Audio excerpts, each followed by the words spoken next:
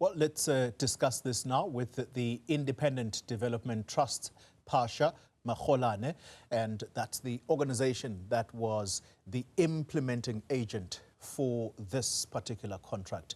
Mr. Makgolane, good evening to you, and thank you very much for your time. This has truly been an embarrassing moment for you. How do you explain what has happened here? Because this contract now is effectively cancelled. Thank you, Tolly, and good evening to the viewers. I wouldn't describe the situation as embarrassing, Tolly. Remember, IDT is a state-owned entity, and in the process, we have to follow all the prescripts of the law, which we are guided by your Public Finance Management Act, your procurement regulation that comes through National Treasury. So we've been on record as IDT management to say we followed the latter of the procurement process when the bid went out and when we received the bid. So because of the some of the media reports that then emanated, you remember a few weeks when I was here, I said to you, we've then said, let's go and look at a veracity of some of the bid documents that were submitted to us. And that process is ongoing to be concluded before the end of this week. Yeah. So it is not really embarrassing. We are an organization that has a very good track record in terms of implementing large-scale projects we've done in the last 20, 30 years. All right. I'm going to pick your brain, therefore, if you're saying that you have a good track record, because there are some things that just do not add up. So let's begin with you saying that you followed procedure in as far as this contract is concerned. The last time you spoke to us, you spoke about the 216 million rand budget for the oxygen plants, which you said came in the year 2017, when in fact, this was actually formulated in an implementation plan that was done in August of 2022. Do you dispute that? No. Maybe let me clarify that. I think there was an error in terms of the year. What happens was in 2019, when we did the estimation, it was 256 million, but this was only for 15 hospitals. And then the Global Fund came in with more money. So then the project then had to go to about 55 hospitals. So this now necessitated that the budget will obviously increase, because now there was extra cash that came from Global Fund. I think the issue of the year was just an error of an aside. I mean, we accept that one. And yeah, the correct year was 2019 when we did the first initial estimates. So the 216 million, how many hospitals had been budgeted for that amount? That was meant to be 15 hospitals on the initial one in 2019. And you are confident about the 15 hospitals because upon perusal of this information, it appears that the August 2022 implementation plan was that this 216 million would have been budgeted for 60, that's 60 hospitals. Yes, that was the fact. But remember what happened, Tolly, that plan did not add your maintenance, which will have to go on for like 36 months. It did not add your management fee, which will be for the Independent Development Trust, and also it did not add around issues around maybe your consultants who must then come in to certify some of this work. And also then that, of course, then necessitated that the budget increases so that we can then cover 55 hospitals. And so this then ultimately leads to this balloon of 836 million. Am I correct? Yes, you are correct. Let's talk about the actual contractor here.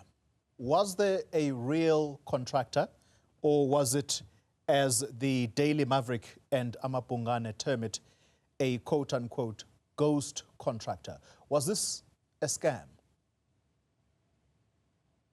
Look, Jolie, it has become a bit of a concern for us as the IDT that some sections of the media, especially your Daily Maverick, will come out and say a contractor that was registered in 2010 that has been doing work since then, and which is on 7ME, sorry, it's 8ME on CIDB, is a ghost company. I think that or not in its own is untruth.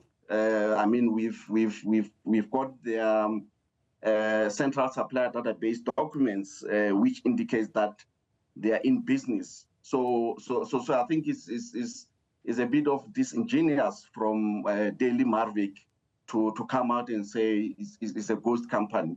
And I think it also becomes a bit of a concern that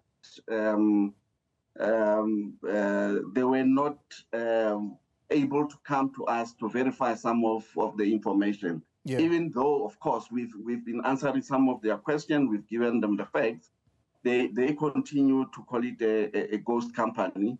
But of course, I'm not here to defend Balkan, but we just need to state the fact, to say you can't come and say it's a ghost company when this company has been in existence since 2010.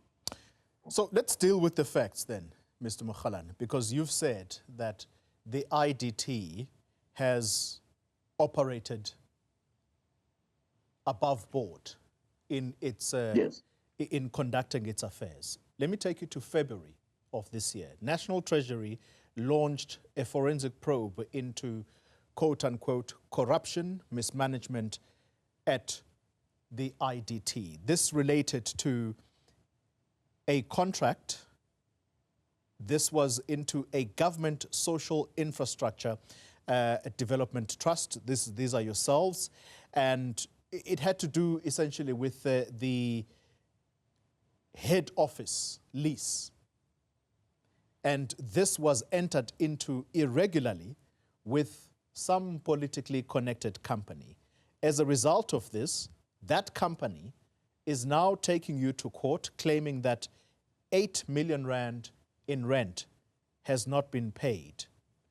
How do you explain that if you have been running things above board? No, firstly, Tolly, let me put that into perspective. The issue around the lease.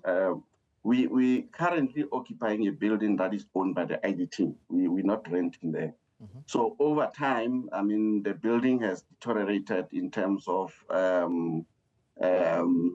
adhering to some of the OHS, and we've had evaluators who did who actually engineers, structural engineer who did the reports to indicate that the structure is quite a risk.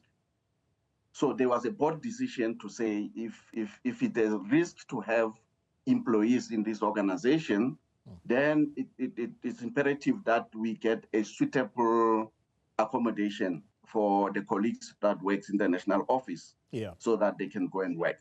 So a tender was issued, and indeed there was responses to the tender. And eventually, two bidders went to the last stages of appointment. So we then appointed, I think it's a company owned by, it's a company called Mwepatuse. They were appointed to provide that list. So I don't think there was no corruption there. There was no favor. There was, and in actual fact, I think for issue around the politically connected person, I think it was neither here nor there for us. So okay, but what was important was what is in front of us in the bid document, what they can offer, the size of the building that we're looking for. But according to this report by News 24, which reported on this, the IDT did concede that your executives did not have the authority to sign this contract. But I'm out of time. I don't have enough time to probe this with you. But here is where we're going to leave the conversation, Mr. Makgolane. The Minister of Health, who was talking to me a little earlier, says that relating to the oxygen tender, there was a lot of toing and froing between yourselves and your principal. That's the Minister of Public Works and Infrastructure, to a point where he says this matter, quote unquote, looked as though it would end up in court. As a result, he says that he actually is in full support of the SIU investigating this particular deal. So you can't tell us that you have been operating above board. All the signs are saying they're flashing red.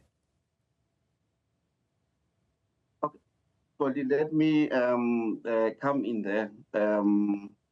Remember that a few weeks back when I was here, we as the IDT, we put it on record that we welcome any investigation that the Hawks are doing.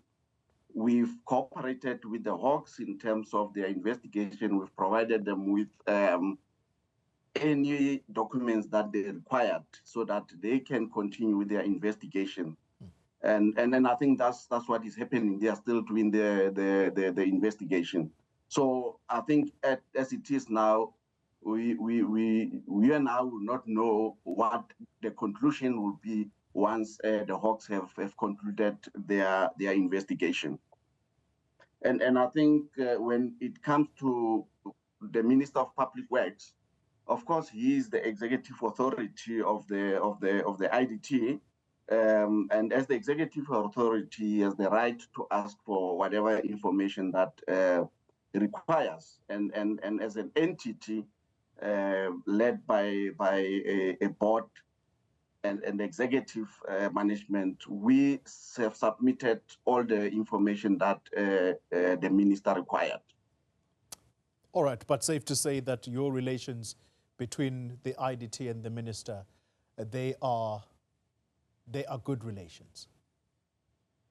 Can you repeat that? I missed the last part. I'm saying your relationship with the Minister of Public Works, how would you describe that? Is it a good working relationship? Look, the Minister of Public Works is the executive authority of the IDT, and as such, we report to him. The relationship between us and him is something that the board is dealing with, because I think what we can put forward is we're waiting to have a one-on-one with the minister so that we're able to abreast him in terms of the work of the IDT. I understand, I mean, since he took office in July, he has been busy.